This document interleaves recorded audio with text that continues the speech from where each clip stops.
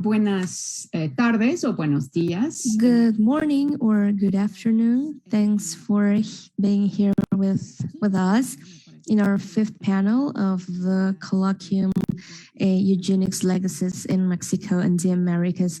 I am Susan Antevi, and I am happy to moderate and present this panel that's called Reproductive Technologies and Eugenic Discourses. So we will hear the presentations of a doctor or PhD, Patricia Brogna, and Beatriz Miranda. I'm going to read a bit about them, and then we will listen to the presentations. And in the end, we will have a Q&A session and more conversation. Patricia Brogna is a PhD in political sciences at Mexican University. She has a master's degree on integration of people with disability by the University of Salamanca in Spain. And she's an associate professor full-time in the Faculty of Political Sciences at UNAM and in the postgraduate program of the National Mexican University. She is also part of the national program of investigators at CONACYT. Then we have the presentation of Beatriz Miranda Galarza. She's a PhD in disability studies by Leeds University. She taught disability and development at the Athena Institute on the British Universiteit in Amsterdam and international public health in Amsterdam University College. She was project manager of the SARI project of the Athena Institute. Its aim was to reduce the impact and stigma in the lives of people affected by leprosy and associated conditions in Indonesia. Afterwards, she coordinated the project Bridges that aim to explore on a comparative perspective between Brazil and Indonesia, the factors that have an impact on sustainability of organizations of people with disability and leprosy. She has been involved in the field of disability and development since 1994, working with agencies of international cooperation in Latin America. She has participated in academic researches regarding lives of people who are labeled as with intellectual disabilities in Belgium, India, China, Ecuador, and Colombia. Her main interest fields in research investigations are family, ethnicity, post-colonial subjects, intellectual disability, and ethics. Currently, she coordinates the area of critical studies of disability in 17 Institute of Critical Studies, and a part of consultancy of 17 Institute. So thank you so much for being here with us, and we are now going to listen to our panelists.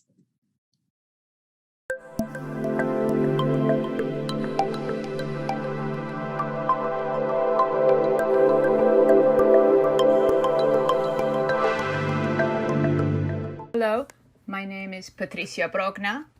I appreciate the invitation to participate in the colloquium Legacies of Eugenics in Mexico and the Americas in this panel on reproductive technology and eugenic discourses. I especially thank Susan Anteby, the Canadian Council for Social Sciences and Humanities, the 17 Institute, and the From Small Beginnings project, from which the work of the different universities that make it up is articulated.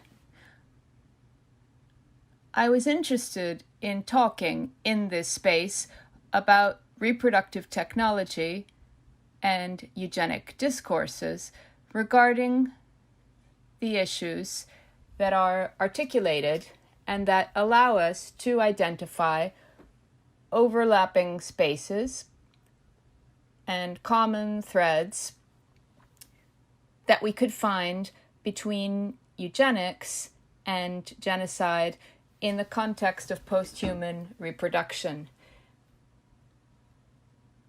As an axis from which to think and project the implications of the changes that are taking place in reproductive technology in this interrelation with eugenic discourses and practices.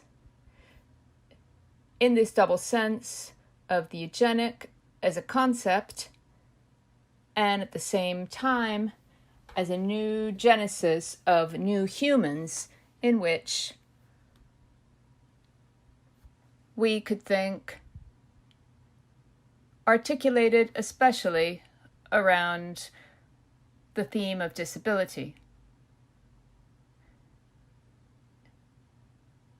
In order to locate the way in which we can represent disability not as the condition of a subject, but as a position in the social space, sociologically speaking, the position of disability we understand as configured in the articulation, in the confluence, in the crossroads of three aspects. One is a biological or behavioral peculiarity that, at certain historical moments, is considered a disability. Another is the cultural and normative aspect of a society.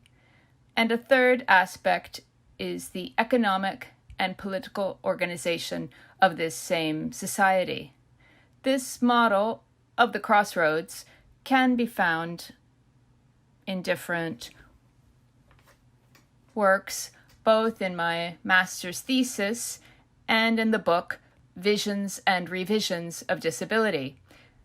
I'm not going to expand here, but thinking that it is the structure that this crossroads can flexibly allow us to analyze how this position of disability is configured in the social field, and what are the implications that the different changes in these axes, especially in the cultural and normative axis and in the economic and political organization, foreshadow a modification, a transformation in this space, as we say, arbitrary and contingent on the creation of the disability and the disabled subject.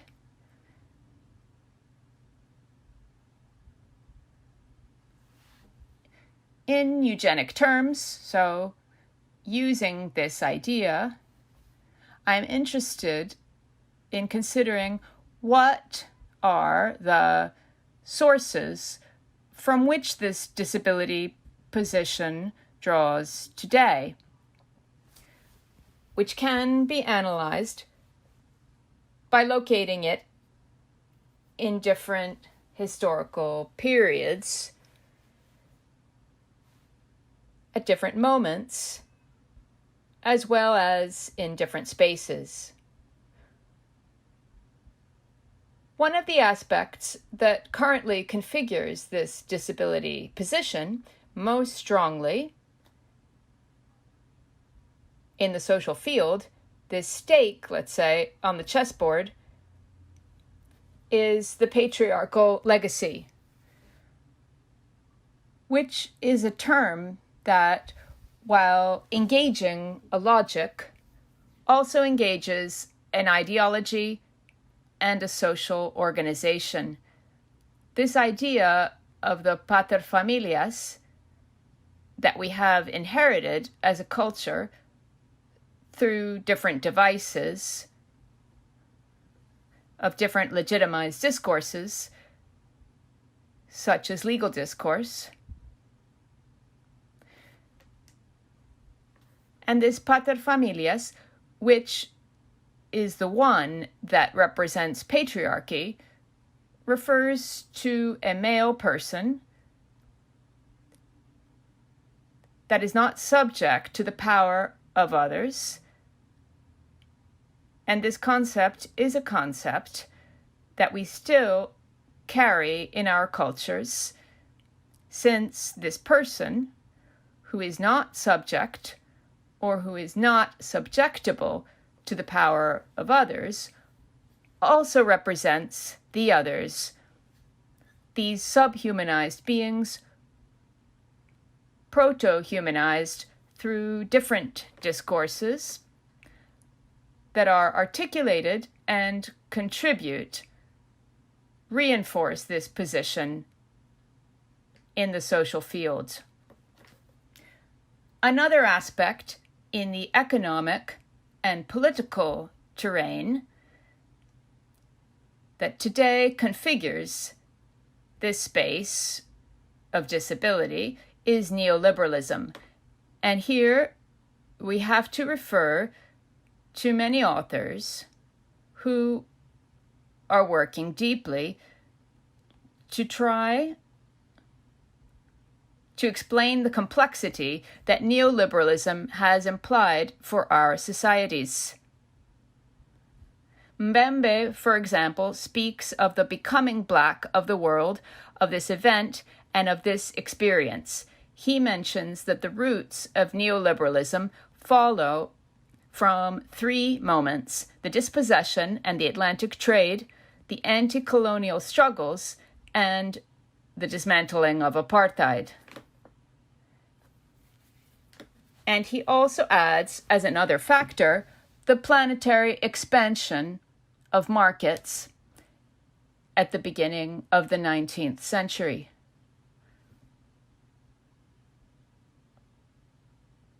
This expansion of liberalism, whose experiments, he says, began from previous decades, and which rests on the vision that all events and all situations in the world of life can be endowed with market value.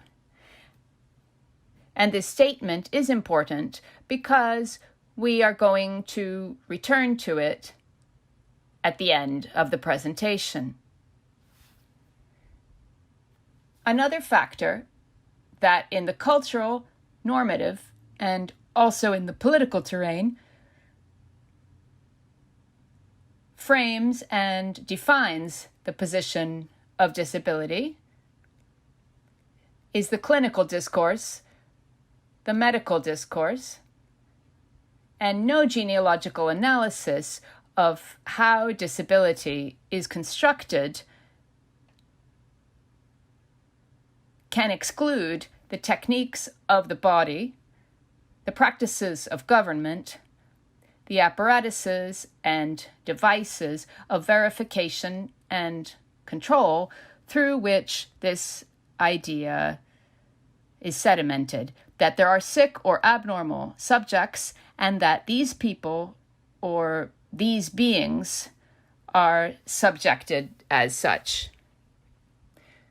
Here we cannot refrain from thinking about that question that the jurist Karl Binding and the psychiatrist Alfred Hosch asked at the time, in the sense of which are the populations whose lives are not worth living. A text that gave rise to and formed the basis for the entire Nazi extermination discourse. These lives that are not worth living can also be described in terms of classism, sexism, racism, ableism, as this framework that Marianne Adams and her colleagues would study in the late 20th century to analyze these normative mandates of class, race, gender, and ability of what a subject should be capable of being or doing, and that legitimize selective abortions, forced sterilizations of indigenous women in different countries, and legitimized, as we will see, the extermination of large populations in different parts of the world. And it is especially important for me to point out precisely those that have occurred in the Americas.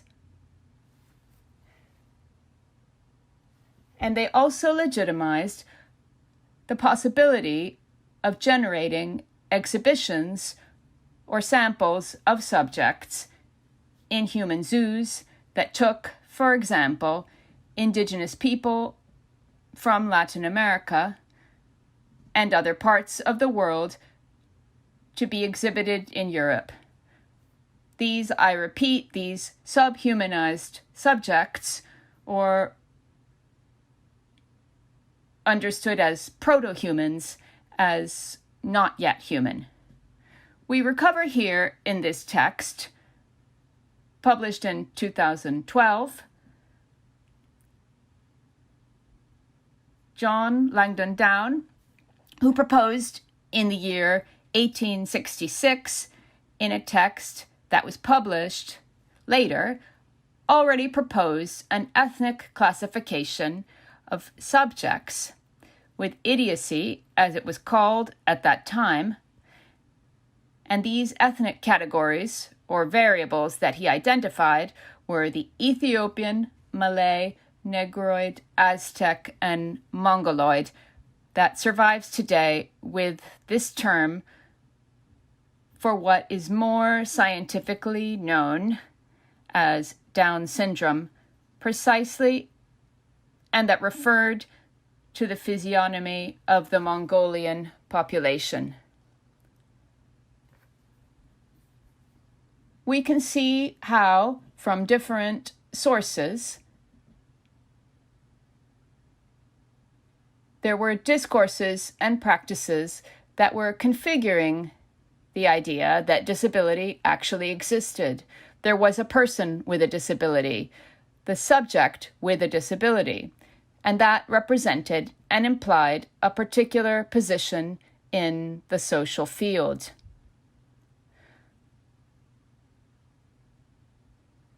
Another legacy that America has in a very particular way, although America is not alone in this, is the legacy of the genocides that took place in different countries against different groups that, as Reggiani points out, have to do with the whitening and de-Indianization of the population in Latin America.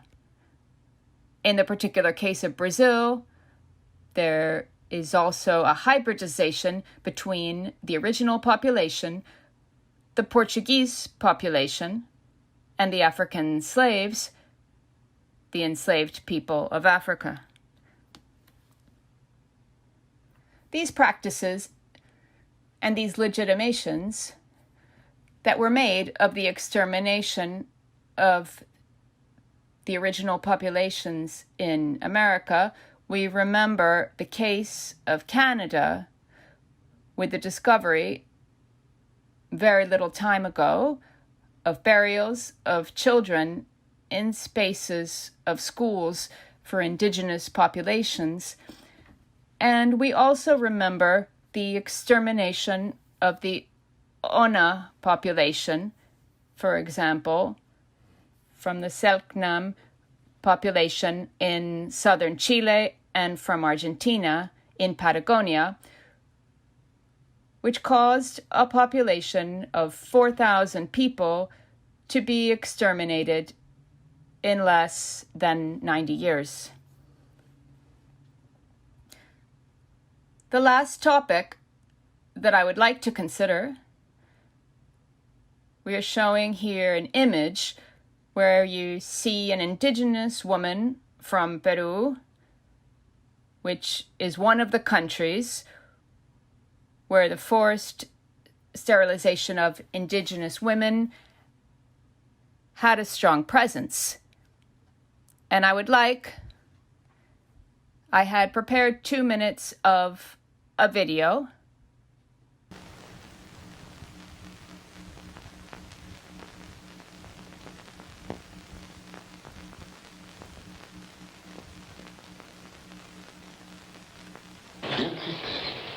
Many times when I'm thinking, I remember those people.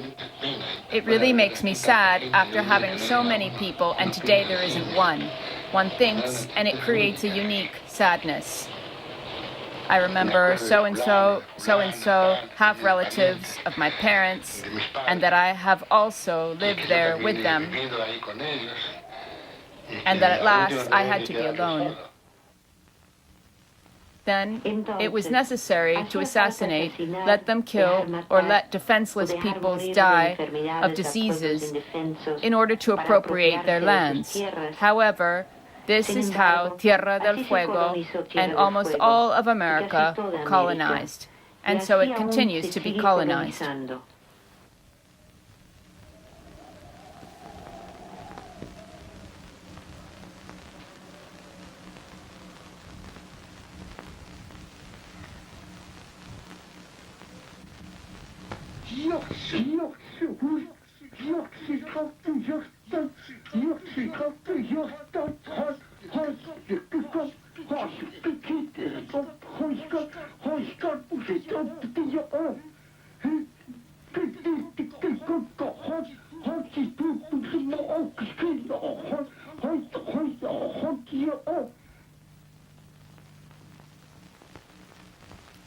I would like to conclude the presentation that I had prepared with the reference to a new factor that adds to this position of disability in relation to all the eugenic discourses that are pre-configuring that social space. And here we would have to add the postulate of transhumanism after posthumanism, no longer in the sense that the race can be improved, that there are polluting races and races that represent the best of what is human, but that the human being as a species, can be improved, and that it can be improved through its articulation with technological issues. This is another aspect that will have to be considered in the impact it has on the reinforcement of eugenic discourses and practices and the case of extermination or genocide, whether active or passive, which is an important distinction to make. And finally, on the specific subject of how this impacts reproductive technology and eugenic discourses, I would like to mention two stories from the news that were published a short time ago. One is from last year about a married couple from the United States who travel to Mexico and through surrogacy achieve the pregnancy of a Mexican woman with twins, of which one is born with hydrocephaly. The two are born after 6.5 months of gestation, and the parents the American couple abandons the babies. The woman does not allow a surgery that the DIF, National System for Integral Family Development, which takes over the adoption, wanted to perform on the baby with hydrocephaly, arguing that she had not received the full financial compensation. And a similar case occurred in Thailand, in which a couple from Australia surrogates the womb of a woman who has twins. In that case, the baby has Down syndrome, and the Australian family takes the girl and abandons the baby with Down syndrome. So, thinking from a double perspective,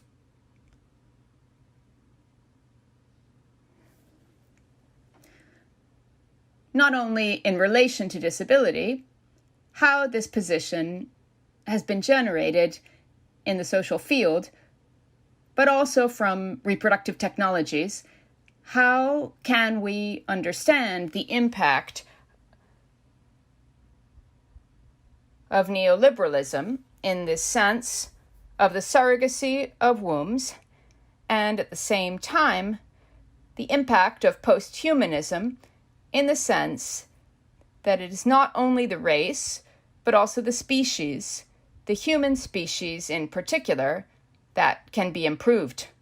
Good. I'm sorry I went over my time limit. Many thanks.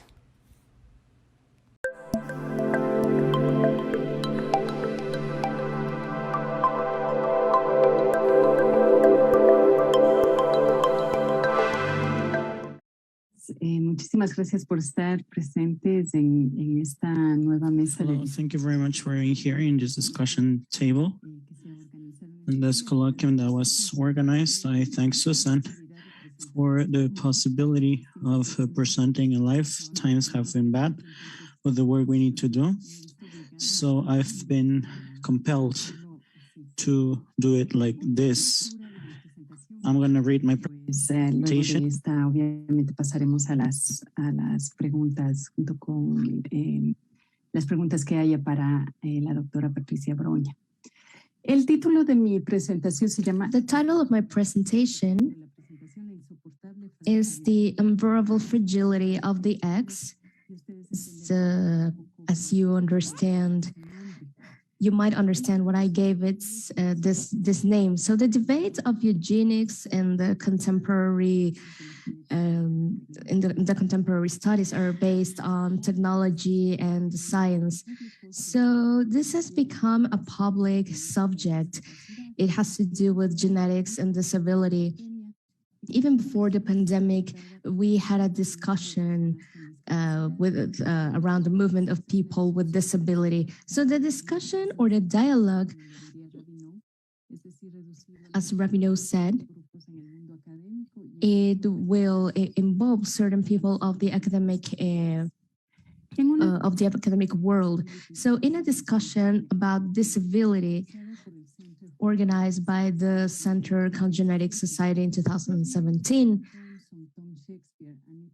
Tom Shakespeare and Ada Cameron, they showed four elements or 4 points that I would like to bring back from the case that has me here. So the main question of the debate is how emergent biotechnology with gene editing impacts our point of view of justice and people with disability nowadays.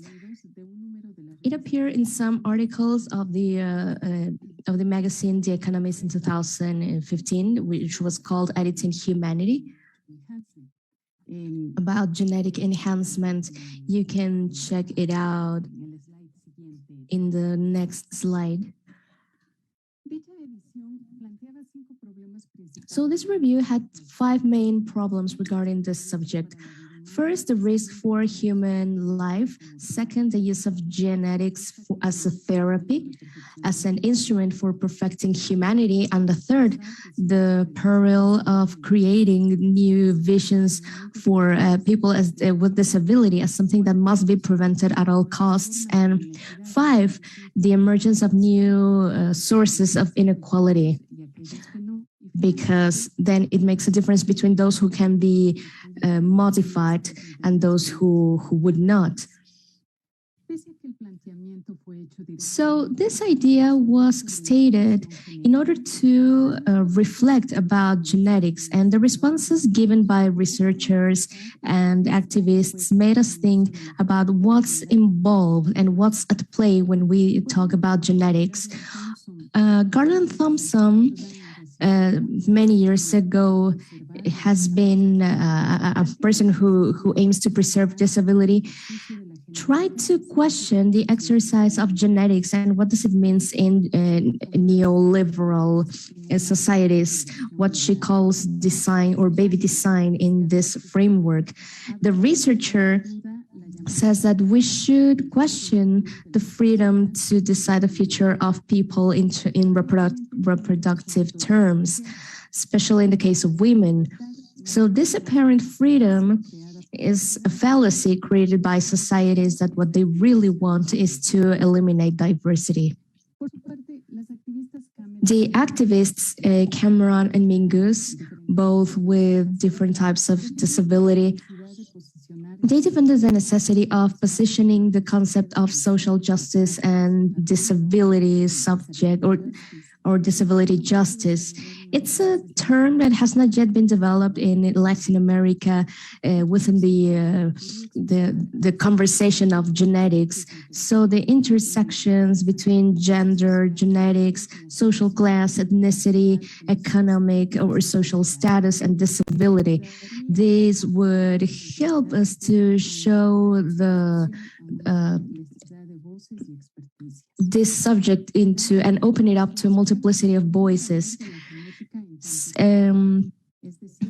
Other researchers have defended the value of gene editing as a therapy to enhance the quality of life of certain people. So demonizing the use of genetics without considering its advantages would not give or would silence voices, especially those who question the positive relationship, and would actually create a limitation.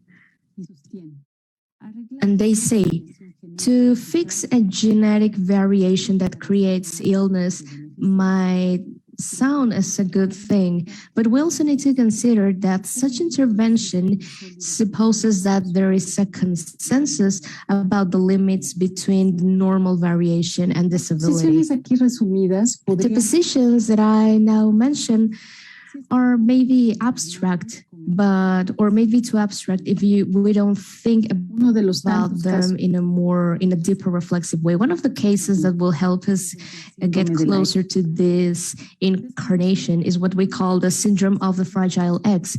It was unknown to me up to about 2 years ago, and the multiple disabilities of my brothers was this gene, this chromosome.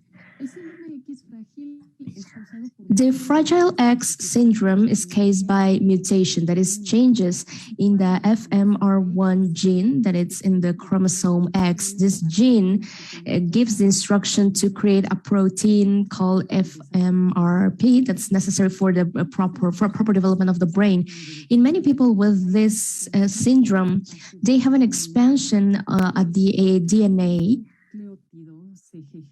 and CGG, as you may think, or as you may notice, it's hard for me because it's genetics. And well, the thing is that this protein is not present, or it has a mutation.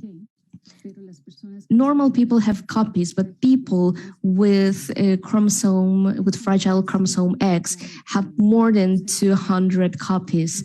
So what happens is that the aim is to turn off this gene, this mutated gene. Of course, this mutation has some signs and some symptoms. In the next slide, you're going to see, well, it was curious for me. It was peculiar, this kind of cartoon of how a person with the syndrome might look, just characteristics. A small percentage of patients, in a small percentage of patients, the mutation can be for other reasons. It's more severe in boys than in girls. And in terms of prevalence, it is known that there is 1 man in 4,000 and 1 woman in every 6,000 have this mutation, and 1 in 250,000 women have this micromutations. Next slide, please. So here we have some information regarding the syndrome I just mentioned. And having this mutation depends on if it's the mother or the father who has the gene. So we have this relationship or this match.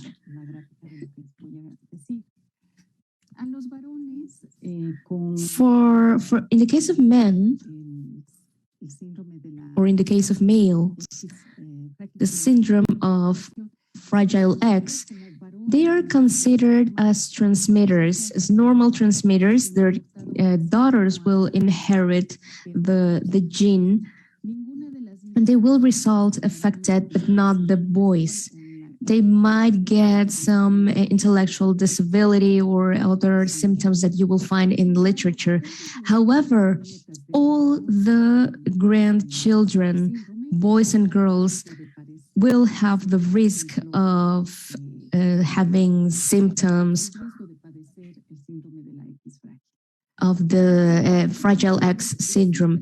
These individuals also have the possibility of having ataxia once they cross the 50-year threshold. The daughters have a 50% possibility of transmitting a permutation or a complete mutation in every pregnancy. So the risk of having an affected daughter or son is between 7 and 50% for male children and 3.5 and 25% for the women. So the complexity of this syndrome is expressed in the fact that people with permutations have symptoms such as ataxia, dementia, self-immune problems, ovaries, menopause, early menopause. In the case of my family, 4 brothers and a sister inherited the complete mutation, and my elder sisters, we have the permutations but without symptoms. So according to genetists, there's no cure for this illness. And given the complexity of how it's inherited,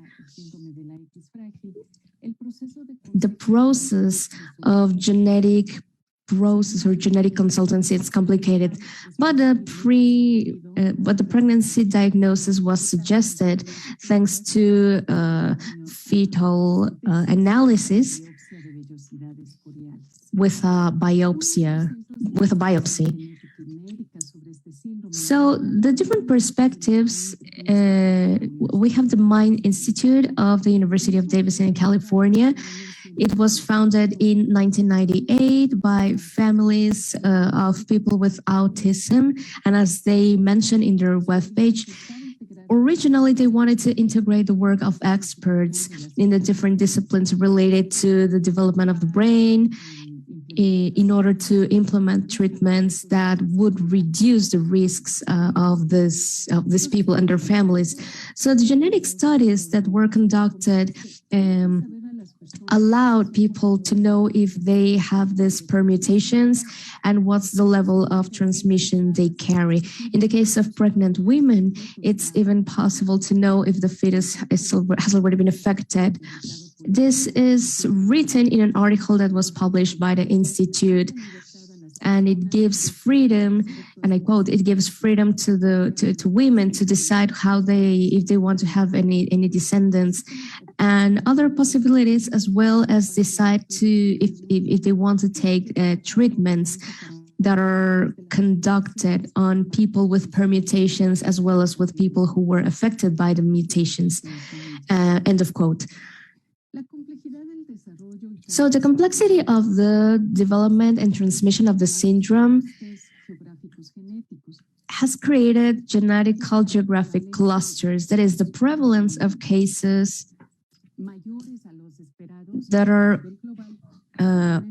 over the global expected level in a geographical areas in a period of time. In the case of Fragile X, we know 4 clusters, one in Colombia, Indonesia, Finland, and in the Balear Islands.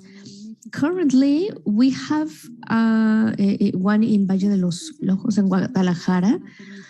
Each of these clusters allowed somehow a genetic laboratory that were supported by certain institutes, like in the case of the Valle del Cauca in Colombia. A year ago, I started an investigation Sin embargo, he podido mantener conversación. Unfortunately, because of the pandemic, I haven't had the chance to travel or to make my research as fast as I wish. But step by step, in the conversations with these professionals, especially those who are in charge of the researchers or the investigations, two main elements have surfaced. The first one is to eliminate the syndrome and find treatments to improve the quality of life of those who are affected. And second, to know more about the problems that the problems that appear in people with permutations. So what I'm going to show you now will give you a slight idea of what is going on and will help you also to understand a little bit more all the discourses that have been emerging regarding genetics and Fragile X syndrome, not only among professionals, but also among the population of the region. So if someone could please help me with the video, please.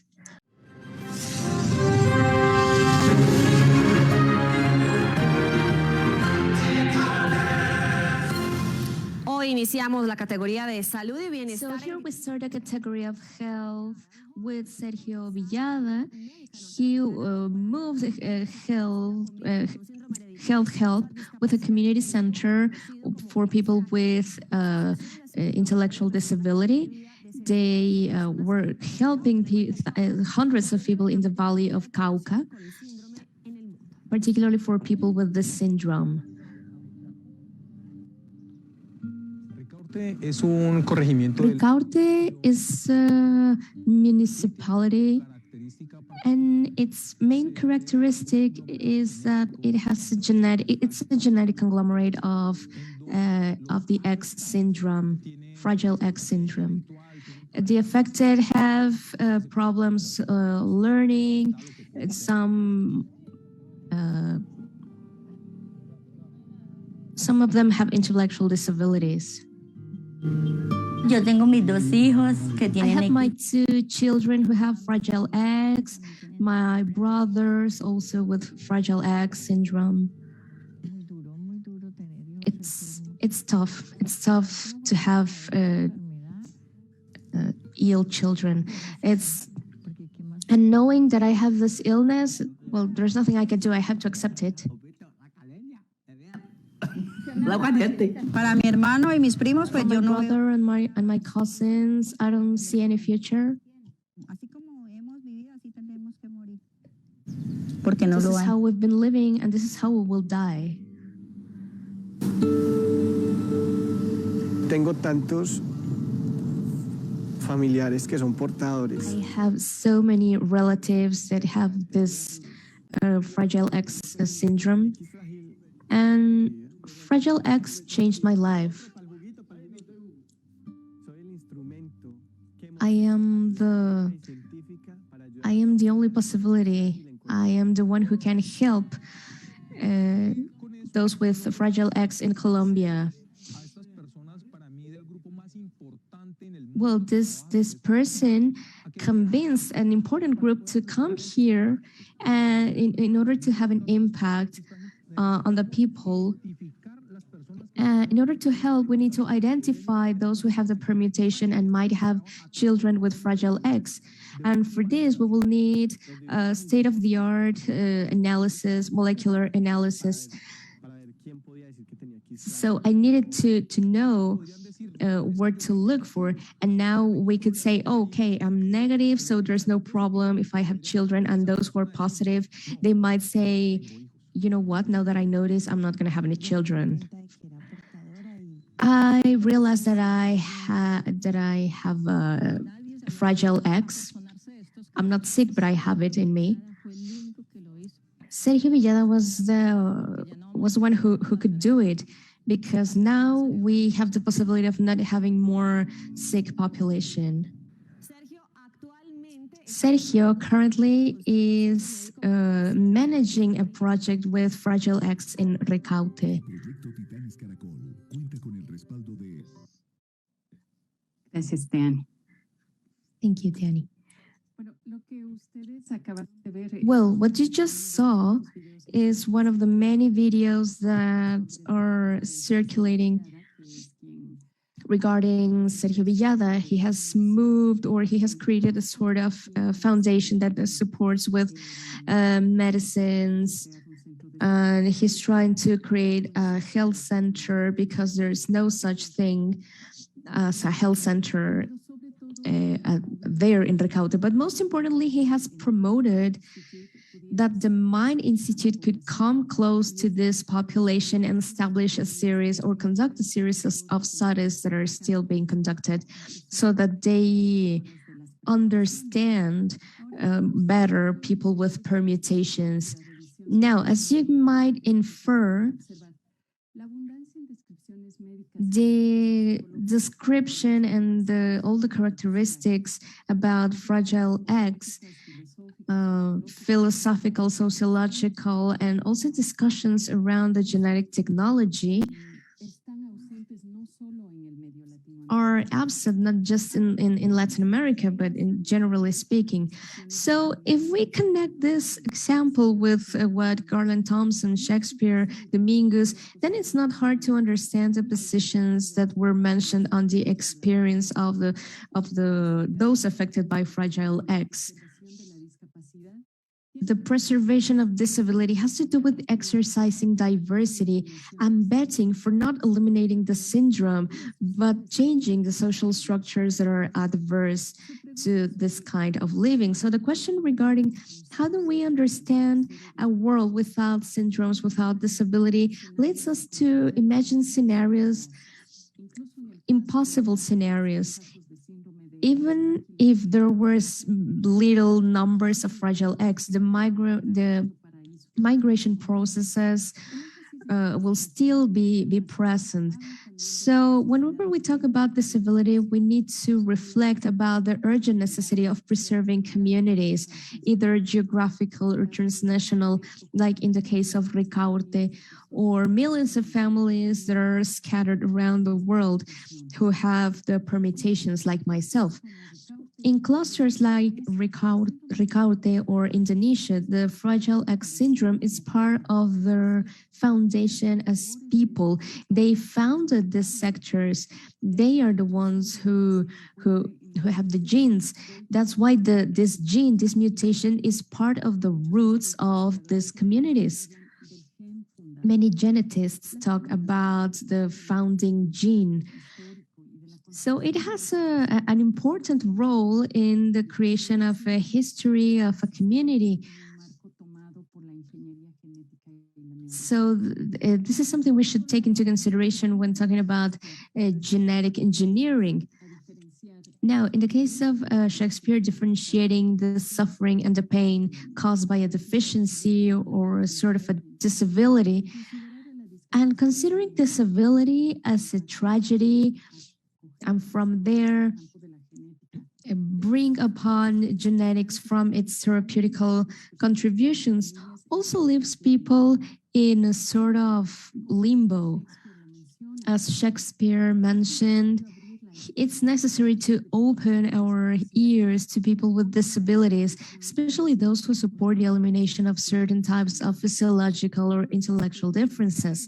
Heterogeneity in disability also implies heterogeneity in experiences and also explains the constant interrogation of families like mine, when genetics is like the domain, or is like sort of in charge.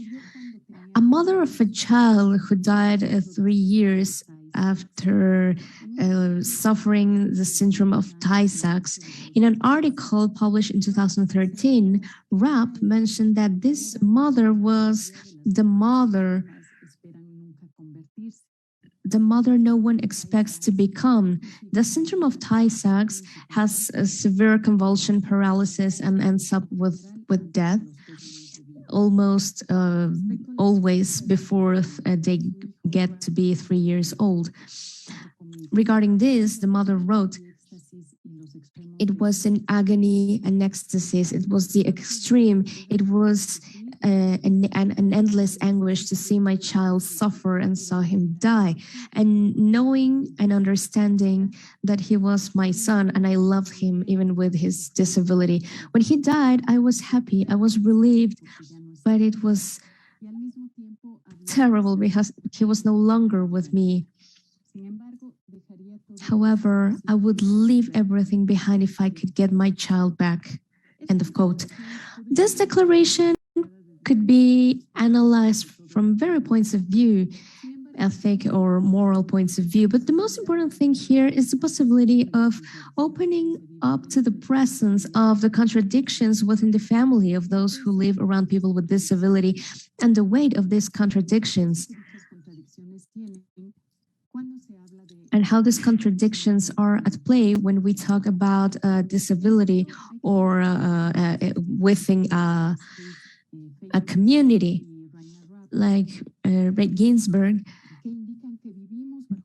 they tell us that we live under the pressure of a world, of the image of a world without any difference. And maybe we should think about creating a world where people can have access to whatever they need to face their disabilities instead of eliminating people with disability. Now, this last reflection is linked to what Cameron and Mingus said. Different forms of eugenics makes us go back to thinking about social justice and disability, and also think again about human rights.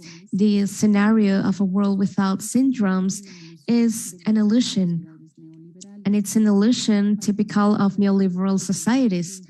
A world without fragile X maybe would be a world with a wider gap, because then again, not all people have access to technology and therefore to health. There will only be perfect people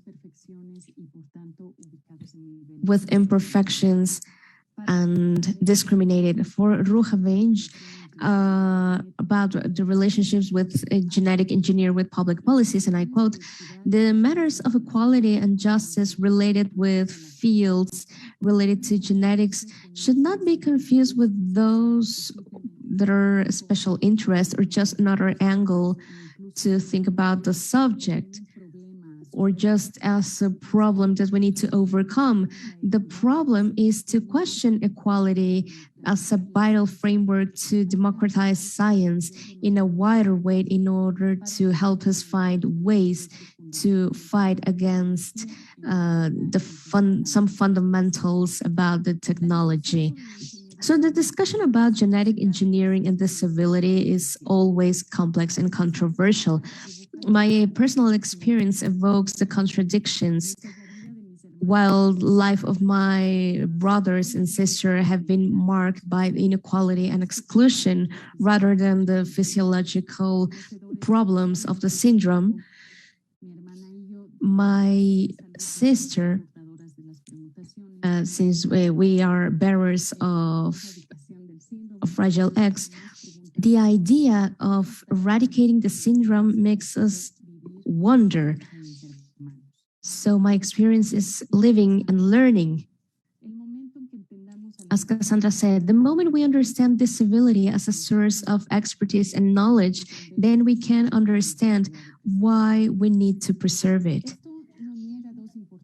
This doesn't deny two important elements: the weight of deficiency and illnesses, and the fact that genetics is not naive and it's not neutral, because it has a lot to do with science and technology. Just to finish, the most important element here is to get together, open a dialogue, debate, and understand and listen to people, the families, all the gaps that appear in this particular case, in the case of Fragile X, but in other situations. So the experience of the people could be a pattern of what is going on with people with syndromes in other parts of the world. Thank you. Thank you both for your amazing presentations. There's interesting matching points that we should explore. There might be some questions, but just as the beginning, something that was interesting for me, and it's something that Patricia mentioned at the end of, almost at the end of her presentation, that has to do with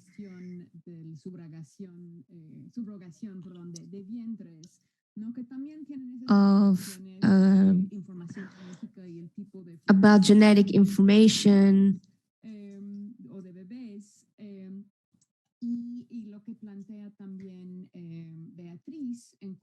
Of subrogation in order to have babies. And also when talking about genetics and the kind of children that are desirable in the future, in both cases, it's interesting to consider the role of geopolitics and socio-economical inequality at a global level.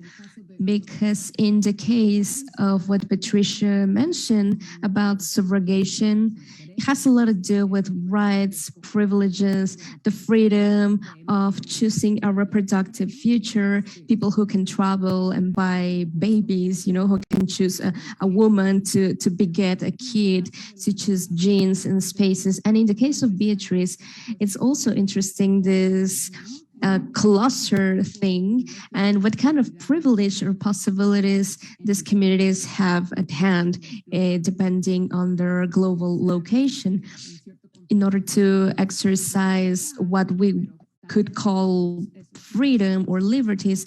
But also in the context of a cluster, there are some other uncanny aspects, like what do we do when people feel the obligation of choosing certain or making certain decisions when it comes to the future. So I was trying to make this sort of connection of what we understand as disability and disability and the differences at a socioeconomical level that are also racial differences. It's interesting how most of the clusters that Beatriz mentioned happen in southern areas. Well, maybe Finlandia is not that much the case, but in most of the cases, in the video about Colombia, we consider there are communities with less economical opportunities. So maybe the intervention is interesting because it's like a salvation of the community, and maybe it's welcomed by many of the members of the community, but also comes with the social pressure of what does it mean to choose to be a mother or a father or not, to face this rescuer feeling, or also having medical information. And then if you have information, then now you're responsible of knowing, which is another way of making decisions. So I found it interesting, or maybe this possible connection. So thinking about what Beatriz mentions about the different theoretical point of views, like Garland Thompson, that emphasizes a lot the importance of preservation of disability versus other theoricists like Shakespeare that argument towards a point of view that says, you know, let's just balance the well-being, physical well-being, and different options. It's a different standpoint. And in the presentation of Patricia, how disability in this model, how disability is built by different factors. However, I was also wondering if there's a moment where there's a space to sort of celebrate the experience of disability as something real that happens in the bodies of some, that is part of an identity, of an experience, and it's not just built from the outside. There is a comment on the chat. I'm going to translate it from Cole, that it must be really difficult for autistic people to know that their families are trying to eliminate autistic people.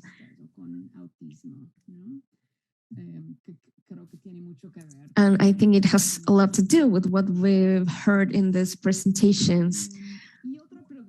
And another question, Verissimo Rocha, today in Mexico, there was an announcement of an alliance between the federal government and Teleton. Does this comply with the current model of disability? I don't know about this context, but I don't know if someone wants to answer.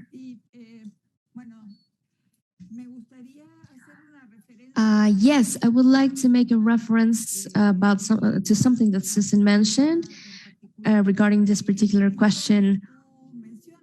You mentioned if this position in the social field, this position of disability determined and conditioned by these factors,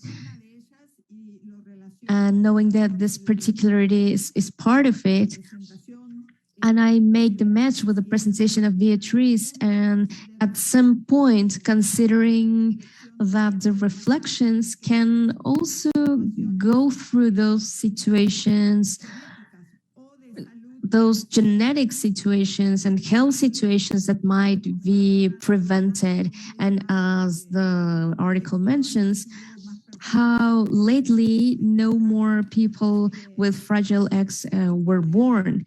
And it opens the debate of the decision of the communities. And what you mentioned about if the position of disability could be thought of from different scales or different axes of analysis.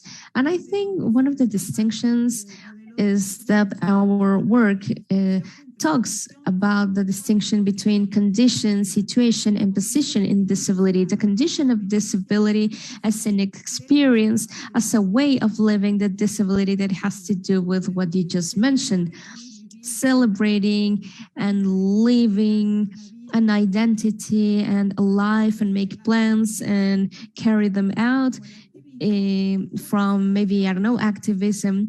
A situation of disability that has to do with, you know, the face-to-face encounter with the others, where the situation is configured in a different way. It's a co-living, sharing emotions, and particularly in my presentation, I was more focused on this third level, that is the position of disability. And I am interested because there is an element, a cultural element and the social element. So I wanted to clarify, because then where's the agency of the people? Then where's activism? That on one hand. And on the other hand, what Verissimo Rocha asks, I would say, or I would think that definitely neither Teleton nor the federal government complies with the model or the social model of disability, nor with the standards or the perspective of disability that the convention takes from the demands of the movement and of civil society. And the federal government, of course, is not there too. I think we have a big gap. One of the promises of López Obrador was less Teleton and more government, and now we're seeing that this is not going to become true. So, well, Teleton has tried to wash its face in front of the community, like living some of these visions and representations of disability that they had up to not so many years ago. And they have learned, or they have changed their wording to have more in mind social perspectives, but it's more of a disguise than a reality. I don't think that Teleton has changed or transforms the way they think disability. They are closer to getting money. Let's remember that Teleton is an international business. Coritel is an international organization of teletons around the world. So we're not talking about groups that are really trying to help. They don't come from the civil society. They are part of this neoliberalism. I'm going to read another question from the chat. I think it might be for Beatriz. From Laura Cházaro. Are there any studies about the position of those who have the Fragile X syndrome in the face of surgeries or genetic technologies to control the reproduction of those affected by such syndromes? Wow. Okay, this is a question. This is a relevant question because it has to do with, I mentioned about the absence of social sciences whenever we talk about genetic studies in Fragile X. And one of the problems that appear is that there are no studies. There aren't studies that help us understand what happens or like what happens in the reality of the families. What happens within the experience of a family, like someone that decides not to have children, or there are studies, genetic studies that talk about the advantage of sterilizing, and after knowing the results. But the reality is that this field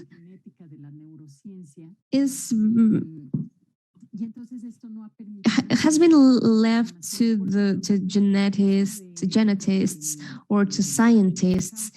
And in the case of Ricaurte, that's where I started to explore and have conversation with geneticists.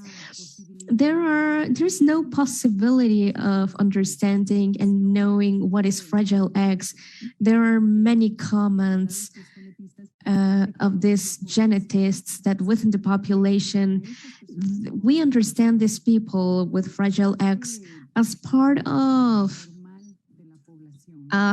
like normal part of the population. They were born there, they grew there, the community has created forms of interacting with these people, but there are no studies of what does it mean to be or to have Fragile X, or what does it mean to decide not having children because you are a bearer. What one of the mothers mentioned, it's hard to be a mother of Fragile X. But at the same time, all this spectrum of experiences that appear around disability, it's something we cannot just understand through studies. And with this, I want to go back to that comment. The possibility of understanding what happens on the other side. So the request is to make more qualitative, more ethnographic research, like not leaving behind those who are working on the genetic space. All these voices need to be included, but it's necessary to have the participation of those who live the experience, of those who are living the disability. And I think that, to mention the person who made the comment, there are some contradictions within the movement, so to speak, with Fragile X. It's a big movement. It's an a huge activism within genetics and health, but contradictions emerge when people with autism, for instance, they didn't want to make tests to know if they have fragile eggs, because fragile eggs is also can appear on people in the autistic spectrum. So there's like this feeling of not wanting to be part of this testing, like all this complexity that comes around disability. And this really hinders or really hurts the possibility of understanding better like what is going on. I mean, there are many factors why people have autism, but if you add that, if you add fragile X to someone with this condition, then it becomes even harder. So I believe that we need to move into transdiscipline to contribute rather than just the genetic research, understand what people want and what they need.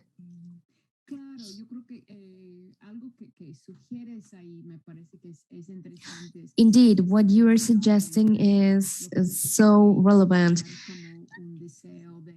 It's like maybe a wish of being part of a community, of living a normal life.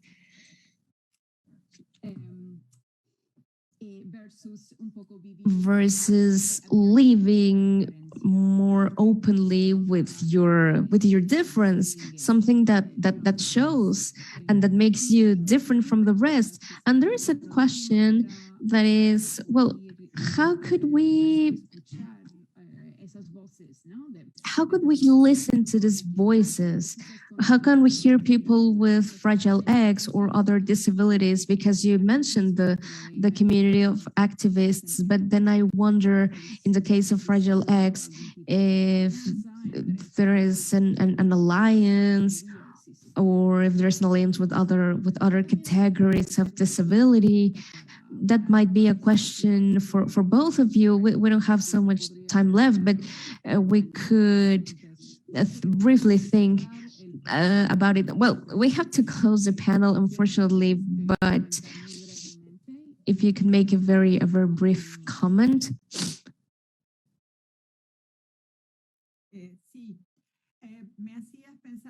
Yes, I was wondering with the question and what Beatriz mentioned, something that happened also in Spain, when now that people can make some studies or some tests, and women, if they are pregnant and they know they are pregnant with Down syndrome children, they prefer an abortion. So lately, there are fewer births of children with Down syndrome. Spain was one of the countries with policies to work with not only children or teenagers, but also adults with Down syndrome. And on the other spectrum, there are no longer babies with the Down syndrome. So without making any judgment because of the decision-making of the people, having the possibility of studying and analyzing how these social changes happen and what they mean. Well, we ran out of time, unfortunately, so I don't want to abuse of the time of the technical team. But thank you so much to our panelists, and I invite the people to continue with us in the next panel that is going to start in 15 minutes. Thank you.